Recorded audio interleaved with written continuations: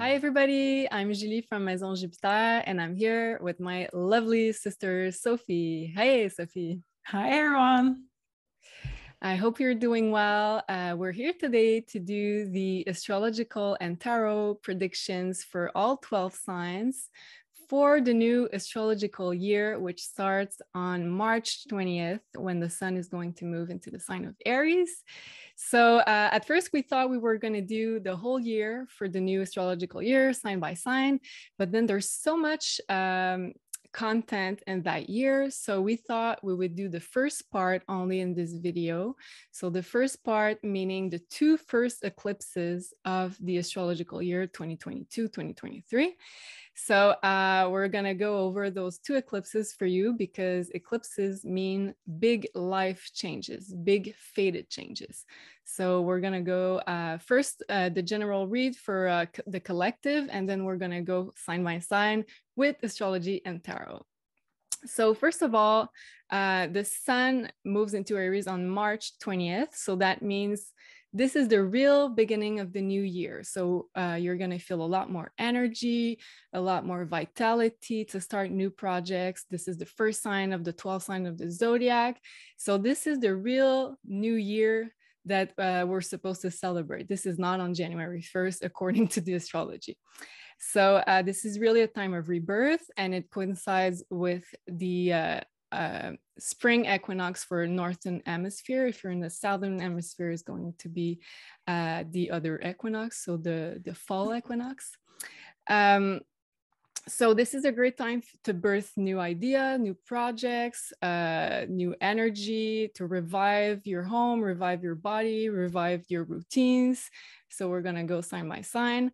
And it coincides, yes, with the equinox, and in the pagan tradition, it is called Ostara. So it's the pagan version of Easter, if you wish. So all egg symbology, rebirth symbology is going to be used in that pagan tradition. So this is really an important time in order to set intentions for the new year, the real new year in astrology. And we have this amazing conjunction on April 12 with Jupiter and Neptune. So this is truly like dreams come true conjunctions. So for all spiritual people, this is going to be a great, great, great energy. This is an awakening energy as well.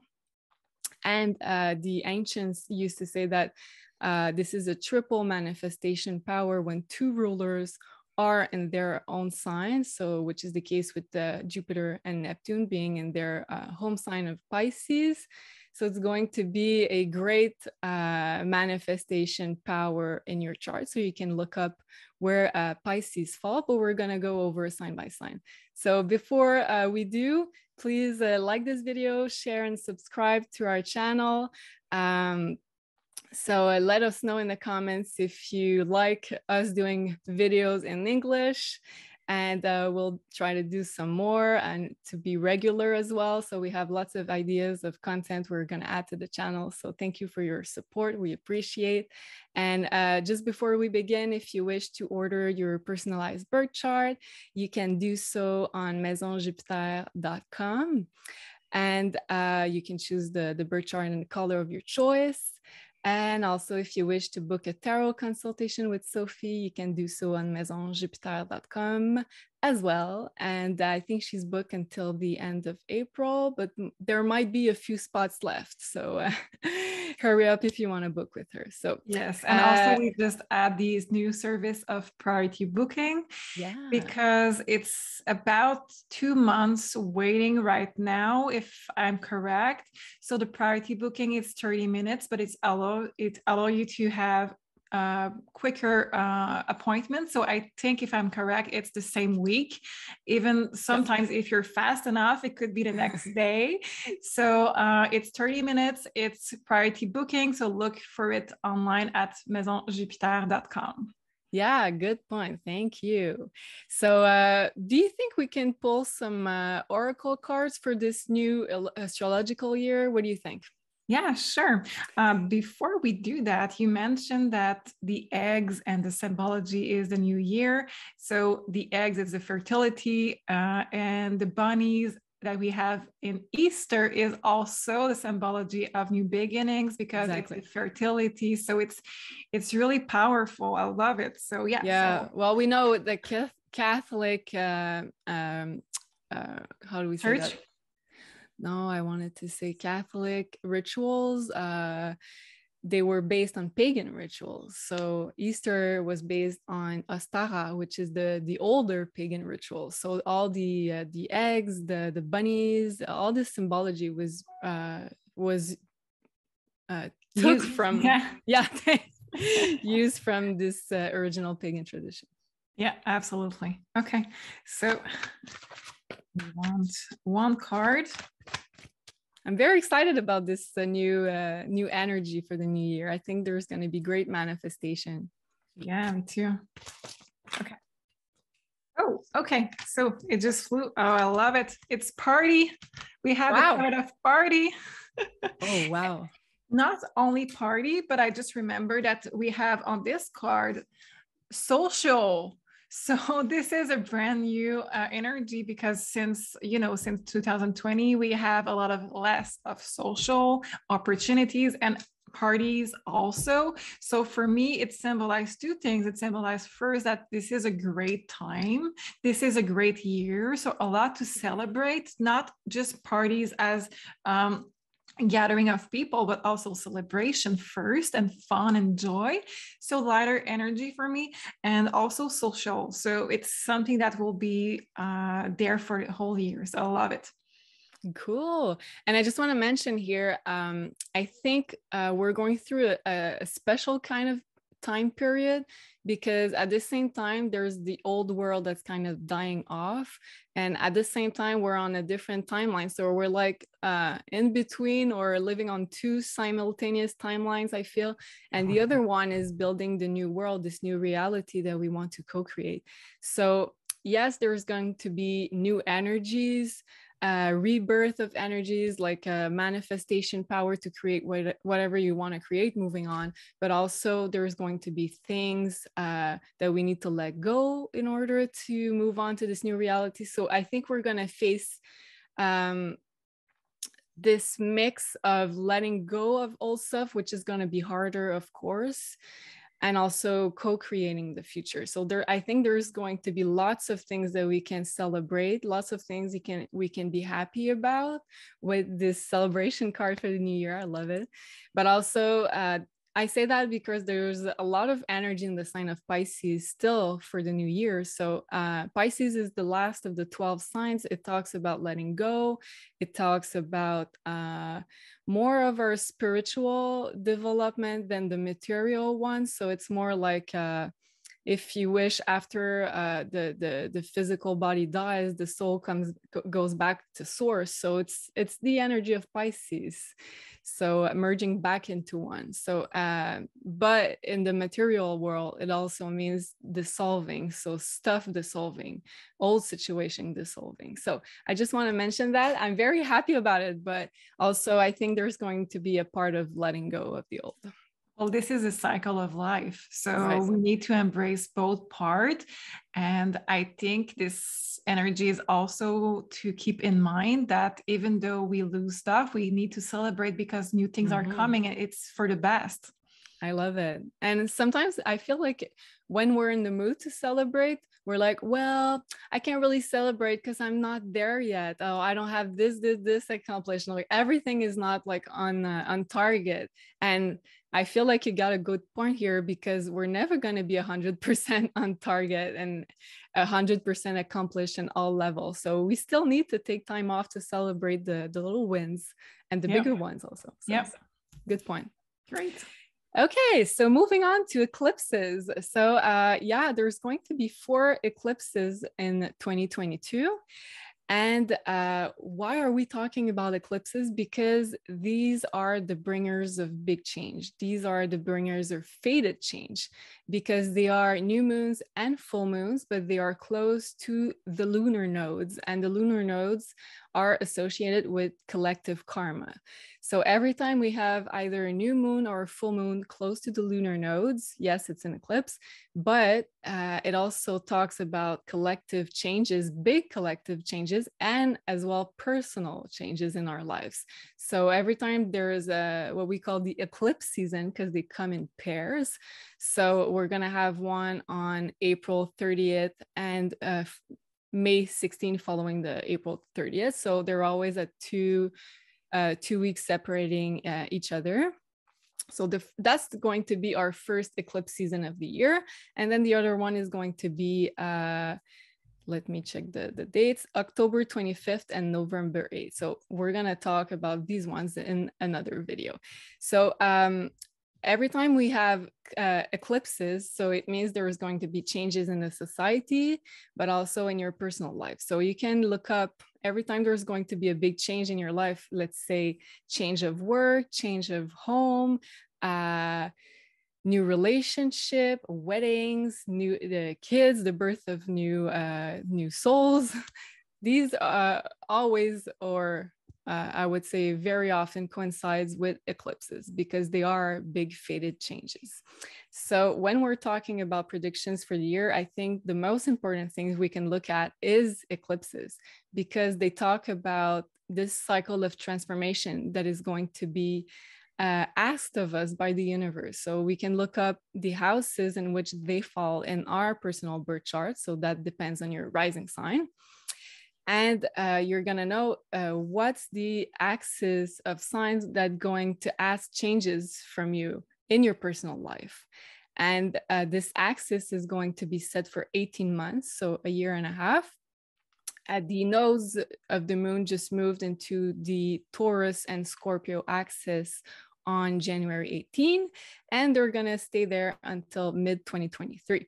So Scorpio and Taurus, wherever they fall in your birth chart, that's the axis along which you're going to have eclipses for 1 year and a half in your personal birth chart. So if they fall, for say, in financial houses, it means that you're going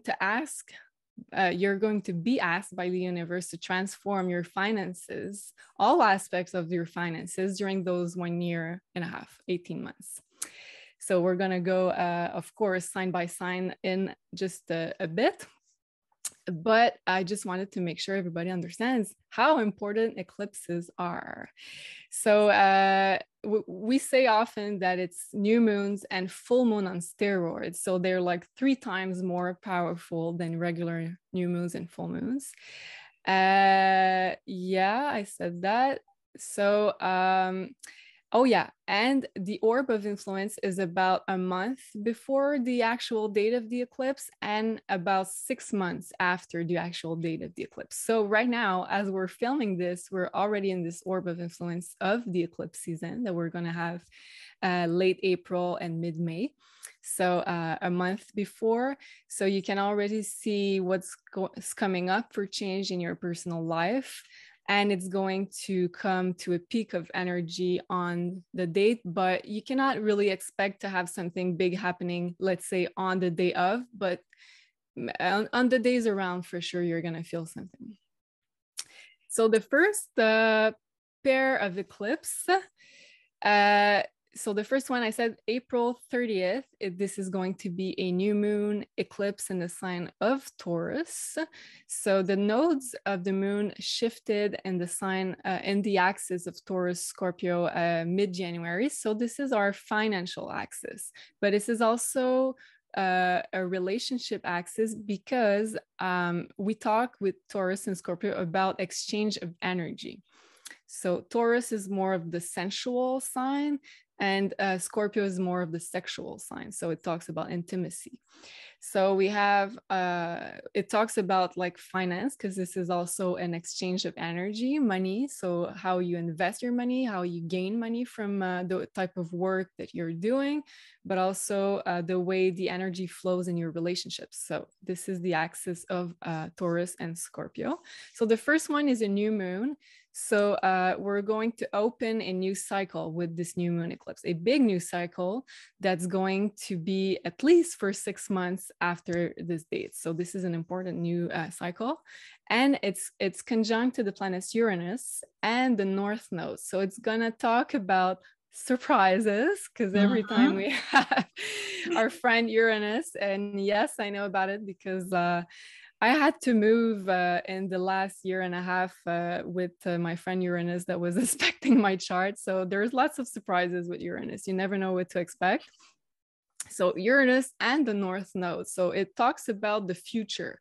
So at that time, you're going to be planting seeds for the long term, for your future foundations, because it's in Taurus. So how can you make more money? How can you be more stable financially? It always, it talks about those kind of things. And with Uranus, as I said, you can expect something like a surprise, something that's unexpected, because you never know what to expect with Uranus. And the eclipse ruler, which is Venus, because it's in the sign of Taurus, is in conjunction with Jupiter and Neptune. So this is a really good new moon eclipse for collective awakening. This is going to emphasize a lot spirituality, awakening on a really large scale. There's really good aspects about this new moon eclipse. I really like it. Do you feel like pulling some cards for this collective energy? So with that, can we expect that some truth is coming out because we have Uranus and we have some awakening? It could be, but I'm thinking maybe more during the next one, since it's a full moon in Scorpio, and there's lots of aspects about revealing stuff. Yes. So I'm thinking maybe more the next one, but yeah, it could be some kind of surprise. Yes, for sure. So I have two cards that flew out of the deck, so I have to take them both. I have Destruction of the Old, and I have Trying New Things and Travel. So it's very good because we need travel. Please bring back travel. Yes, yes. And yeah, Destruction of the Old and Trying New Things makes a lot of sense with a new moon. But also this eclipse, I forgot to say, is really close to this big conjunction between Jupiter and Neptune in Pisces that we have exact on April 12th. It's still an orb during this eclipse. And it really talks about facilitating this traveling abroad, because Jupiter is the international planet, and Neptune talks about going on a faraway place. So that's a really good alignment for that. And I think, yeah, it really makes sense with the astrology as well. Great, amazing. So you said, what do you say? Surprise, the second card? No, it's Destruction and Trying New Things and Travel. Trying new things. Yes, we're going to talk about trying new things for every sign. And Destruction, yeah, I kind of expected that because of this old world that's going to die on a fast forward speed. Yeah, with Uranus. Yeah. Okay, makes sense. So moving on to the second eclipse of this first pair of 2022. So it's going to be on May 16th. So just 2 weeks after the first one. It's going to be a full moon eclipse in Scorpio at 25 degrees exactly of Scorpio. And every time we have a full moon eclipse, it closes the cycle. So it brings the energy to a really high culmination peak. But also it allows us to reap the rewards of a cycle, and to close it, it's more of a letting go type of energy. And this one is conjunct the South Node, which also talks about letting go of the old. So this one is a lot about healing and releasing old wounds, because we're talking about Scorpio too, which is the sign of healing and doing our... I'm sorry? Scorpio is also that. So in finishing some cycle and then restarting something. Exactly. But yeah, I feel like the first eclipse is going to be more of planting seeds. I'm not sure if we're going to see results just yet, because it is a new moon. But this one is going to ask us to really release what's blocking us from going into this new chapter. So But I do like this full moon, even if it's in Scorpio. An eclipse in Scorpio is going to feel very intense because a full moon is intense. Imagine a full moon on steroids and the sign of Scorpio and the sign of intensity. Oh, hello. Hello. She wanted to say hi. Sorry about this. Hi, Sam. So yeah, I think this one is going to feel very emotional, and even more from people who still have, well, we all still have things to heal.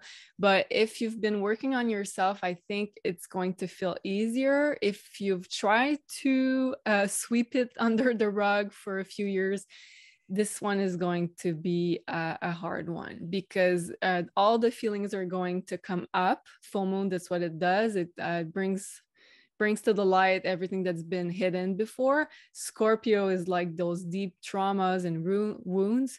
So it can most likely bring those up. So if you've done some work on yourself before, it's going to be, I think, a good eclipse to just let go and move on. Yeah. There's really good alignments with that eclipse. I think I like it. Yeah. It's going to be an intense one, but I think I like it because, you know what? It sextiles Pluto, which is one of the two rulers of this eclipse, and it trines Mars, which is the other ruler of this eclipse. So it's really good aspects to both rulers of this eclipse. It really allows us, it's going to be easier to let go of old things that no longer serves us. So I think this is going to be a really good time to maybe write down some stuff you would like to let go, that's been blocking you before, more psychologically or emotionally. And also we got Chiron and Venus conjuncting in the sign of Aries at that time. So really healing childhood wounds, healing the divine feminine, healing the divine masculine, because it's in Aries, but it's also Venus. So for everybody that's willing to transform, it's going to be a good time to do so. And it's going to feel a lot easier to do so. Oh, and it would be a good time. Oh, sorry. Oh, I just wanted to say this is the first eclipse in Scorpio since October 2014. So you can think about what's been going on in your life at the end of 2014, what's been transforming back then. You could maybe see some similar themes coming up during this full moon in Scorpio. Yeah, so everything that will go out of your life is not meant to stay. So it's something that you outgrown and it's time to leave behind. So maybe it would be a good idea to do your vision board. Sorry, I lose my voice. I work too much. Okay, so sorry about that. So maybe it would be a good idea to do your vision board before those eclipses to see where you are at this current time in your life, what is your focus and what you want. And I'm pretty sure that what will leave your life will not be in that vision board, meaning that you're where you want to be leading. I think it's somewhere else that what will leave your life. So for sure. Yeah. I agree with you. Do you feel like pulling some cards for this second eclipse? Sure.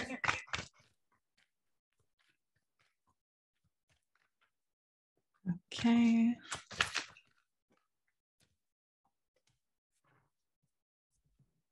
We have rekindle the flame, effort, and compromise. Oh, interesting. Yeah, I think this is going to be, as I said in the beginning, it's yes, it's the financial axis, but it's also a relationship axis because it talks about intimacy and healing our core wounds in order to connect more with each other. So yeah, I see another sense out of it. I see that rekindle the flame for me, it would be like a test of how much you are willing to do or sacrifice or anything in your vision to put in terms of compromise and effort in what you really want. So for me, rekindle the flame would be, yes, you want to go there, but we needed to remove this out of your life so you can have the resources to move to where you want to go. I like it. And also rekindle the flame. It can talk about relationships, but also it can talk about your own passion for life.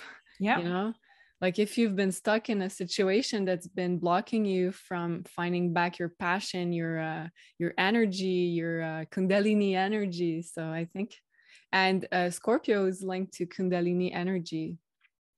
That's creation power that we all have. So when you find that passion back, when you release yourself from situations that are not aligned with you anymore, then yeah, I like this. This is a great eclipse. Okay. So what do you say if we go through the 12 signs? Sure. So first of all, look up your rising sign. This is going to be the most accurate for your house placements. And also you can look your sun sign, and then you can check your moon sign for a more internalized energy. It's more of the emotional energy for the moon sign. So first your rising, then your sun, and third your moon. Capricorns, let's see where those eclipses fall for you. So first of all, we've got this new moon eclipse on April 30th in a sign of Taurus, and it's going to fall in your 5th house. So let's look at that with the chart.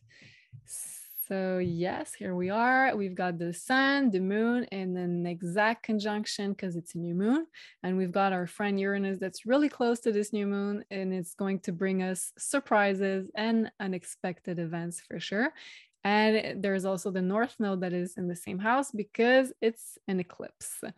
So bringing fated changes. So for you Capricorns, it's going to open up a new chapter in your either love life, romance. It's going to open up a new phase for new creative projects. Also, new businesses or new business projects are going to be possible around that time. And anything that is related to your children or having children also. So for some, because we've got Uranus, and I'm mentioning this just in case, but I know it's not going to be for everybody. It could be some sort of surprise pregnancy. So just be careful if that's not what you wish. And anything that is an original creation is going to be really favored around that time. So anything you want to create, you want to speak into action. So a new business, a new creative project, it's going to be a great time for you to plant a seed for future stability, future wealth, because it's in a sign of Taurus, which is related to money. So building our future stability, financial stability. And also we've got Jupiter, Venus, Neptune, Mars in your 3rd house. And that's the house connected to communication, social medias, marketing, advertising. So these are all really favored around that time. So if you're launching a new project for your business or a new creative projects, this is going to be really favored as well. So anything that is communication, social media, marketing. So do you want to pull some cards for our Capricorns? Okay, Capricorns. We have Divine Feminine again. So yeah, this is it's the card of this Taurus eclipse. Yes, and we have the inner child too. So I think it's deeply connected with your 5th house here. Once again, creativity, creation, not necessarily children for everyone. Could be a pregnancy, yes. If that's the case for you, it can be also your children that are already there, that you continue playing with them, that you create something with them, or your grandchildren. I need you to be able to connect with that energy in your life. If there is children, if not, we need to also use your creativity, your feminine side to create new things and with joy to connect with that part of you. I love that because it's so connected to, first of all, Taurus, which is the sign of divine feminine, and also 5th house, which is like the children, the inner child energy. And the divine feminine is the whether you're a male or female, it's the part of you that creates. So it really makes sense that you connect with this energy and with nature too, because I forgot to say it's connected to Taurus. So if you want to get more inspiration on ideas, projects, you want to be more creative, maybe go into nature to be able to connect to your divine feminine side. Yeah, wow, I love this. So moving on to our 2nd eclipse, it's going to be on May 16. And it's going to be a full moon eclipse in the sign of Scorpio. And for you, Capricorn, it's going to fall in your 11th house. So I'm just going to share my screen real quick. So here we are having this full moon in your 11th house, and you see it's in conjunction with the south node. So I call this full moon eclipse the healing and releasing old wounds and transforming eclipse. So it's going to be a great time to heal karmic relationship and friendships, because the 11th house talks about all your network, all the people around you, your friends. And in the sign of Scorpio with the south node, the moon, it feels very karmic.